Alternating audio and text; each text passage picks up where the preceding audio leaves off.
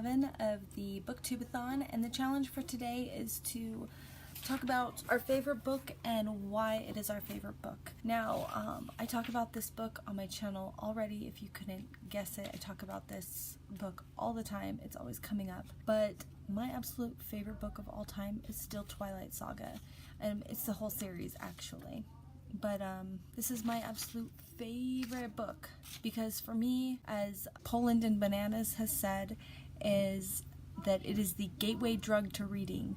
And that's exactly what this was for me. So I was 23 when I started the series. Just after the first movie had come out, we just rented the movie and I ended up loving it. We got the Netflix book or the next Netflix movie.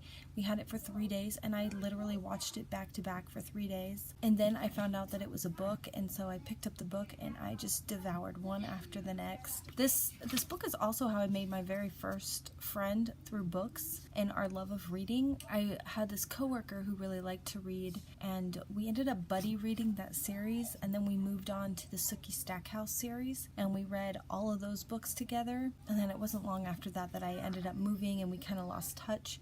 But that was just a really cool experience as well, just like making a friend from reading. Before this book series, this is why it was like my benchmark for reading for me, like, is because before this series had come out, me and reading did not have a good relationship. First, I was really late to reading. I had dyslexia or some kind of learning disability, which is made it really difficult for me to read. I just struggled through it so much, and I didn't really get a lot of help at home learning to read and making it easier, making it a nice experience. It was a fight at home trying to learn to read, and I didn't really learn to read until 3rd grade. When we'd have assigned books to read through school, I didn't really enjoy reading them. Half the time I wouldn't read the whole book, so I didn't make very good grades. I also didn't really care for the stories that much. I didn't find the stories very interesting, and every now and again I would pick up a book. Probably one of the very first books I read that I actually enjoyed and I picked up on my own was Stonewords, and it was about this little girl Zoe, and she had like a little ghost friend. That was like the one book that I remember liking.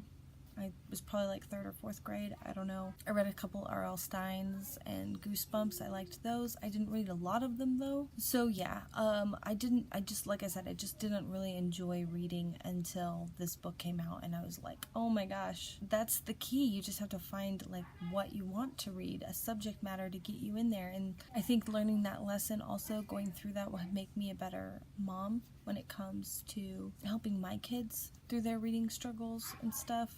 But beyond that, as far as just the book, it's just an amazing story.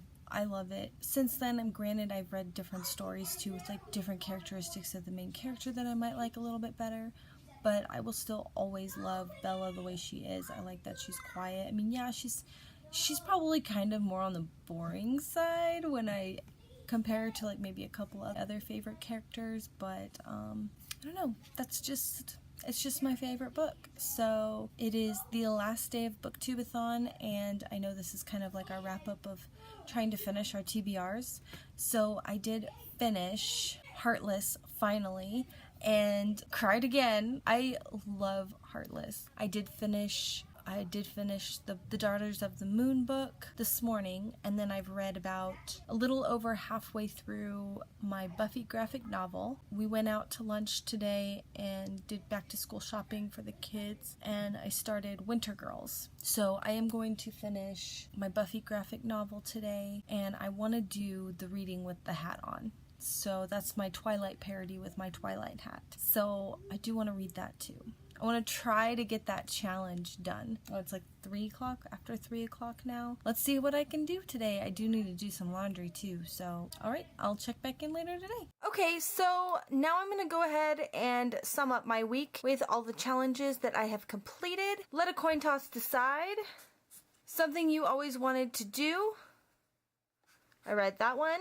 Book to movie adaptation, I watched The Darkest Minds. Book with green on the cover. I have not completed that book. I did start that book. Read a book wearing a hat. Well, I was just about to start that, but it's already like 9 o'clock now, so I'm not going to have time to I might finish it tonight by like midnight. I don't have time to film it and put it on my things. So, as of right now, it is not completed. A book with a beautiful spine. Tonight the Stars Are Ours. I did not read that book. Wasn't even close to reading that book.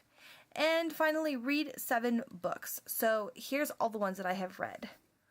Heartless, finished Daughters of the Moon, In Time, that was the Darkest Minds novella, Buffy,